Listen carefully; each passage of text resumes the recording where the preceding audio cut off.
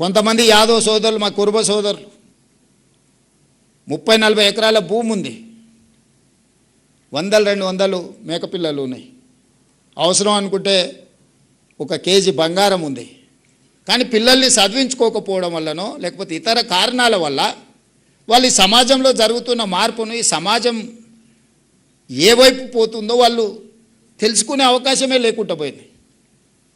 కానీ because of reservation, because of other aspects, neglected communities నుంచి వచ్చిన వాళ్ళు మంచి ప్రయోజకులైన డాక్టర్లు, ఇంజనీర్లు అవ్వడం వల్ల ఈరోజు సమాజం వాళ్ళందరినీ గౌరవిస్తుంది.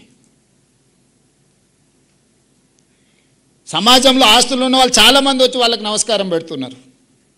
వాళ్ళ దగ్గర అవసరానికి వచ్చి చేయి చేస్తున్నారు. మీరు సాయం చేయండి సార్, మీరు వైద్యం చేయండి సార్, మీరు మా పిల్లలకు చదువు చెప్పండి సార్, మీరు కలెక్టరో లేకపోతే మీరు ఐపీఎస్ఓ అయితే వాళ్ళ దగ్గరికి వెళ్ళి మా ఈ సమస్య ఉన్నది పరిష్కరించండి సార్, మా గ్రామానికో మా కుటుంబానికో అని చెప్పుకుంటున్నాం.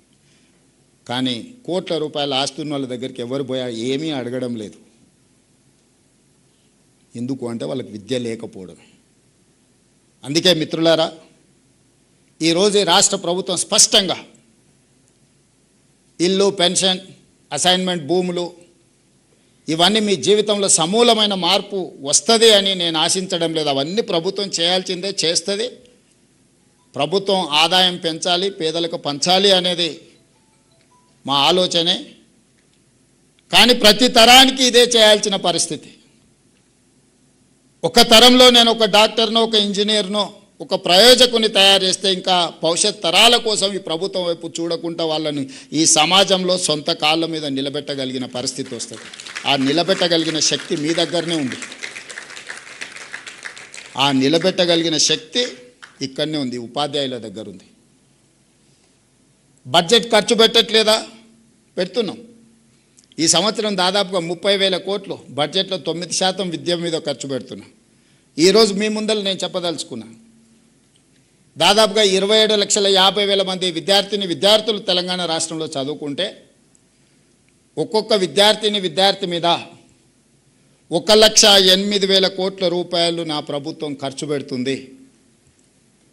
ఒక్క విద్యార్థి మీద రాష్ట్ర ప్రభుత్వం పెడుతున్న ఖర్చు 1,08,000 రూపాయలు ఈరోజు ఖర్చు అవుతుంది. నేను లెక్క తీసిన ఒక్కొక్క విద్యార్థి మీద నా ప్రభుత్వం ఎంత ఖర్చు పెడుతుందని. మరి 1,08,000 రూపాయలు నేను ఖర్చు పెట్టినప్పుడు ఆ పిల్లలకి ఎంత నాణ్యమైన విద్యను అందించాలనో మీరు ఒకసారి ఆలోచన చేయండి. ఇవాళ ప్రైవేట్ స్కూల్కి పంపించుకుంటే నెలకు 2,000 ఫీజు కట్టుకున్న తల్లిదండ్రులు వాళ్ళు పెడుతున్న ఖర్చు 24,000.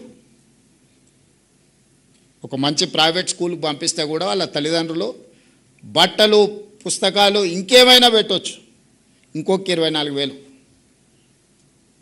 Average 80-90% private schools or private కాలేజెస్కి వెళ్ళే అప్ టు 12th క్లాస్కి వెళ్ళే వాళ్ళకి సంవత్సరానికి 50,000కి మించి ఖర్చు పెడతలేం మనం, వాళ్ళ తల్లిదండ్రులు. కానీ తెలంగాణ రాష్ట్ర ప్రభుత్వం ఒక విద్యార్థి మీద 1,08,000 రూపాయలు ఈరోజు మనం ఖర్చు పెడుతున్నాం. మరి తల్లిదండ్రులు ప్రైవేట్కి ఎందుకు వెళ్తుండ్రు? ప్రైవేట్లోనే చేర్పించాలని ఎందుకు అనుకుంటుండ్రు? 27,000 ప్రభుత్వ పాఠశాలలు ఉంటే ఈ 3 సంవత్సరాలలోనే మన పిల్లలు పెరగడం మొదలుపెట్టి 2014 నుంచి ఎవ్రీ ఇయర్ డౌన్ఫాల్. ఇంతకుముందు యోగిత డేటా చూపిస్తుంది. ఎవ్రీ ఇయర్ 50,000, 60,000, 70,000 పిల్లలు dropouts from government schools. Last 4 years graph పెరగడం భారతదేశంలోనే, నాట్ ఓన్లీ ఇన్ తెలంగాణ. ఈ సంవత్సరం 1,00,000కు పైగా ప్రభుత్వ పాఠశాలల్లో ప్రైవేట్ స్కూళ్ళ నుంచి మానేసి లేదా పిల్లలు వచ్చి ప్రభుత్వ పాఠశాలల్లో చేరిండ్రు. 28వ స్థానం ఉన్న తెలంగాణ రాష్ట్రం విద్యలో 18వ స్థానానికి వచ్చింది 2 సంవత్సరాలు మీరు కష్టపడితే దేశంలో.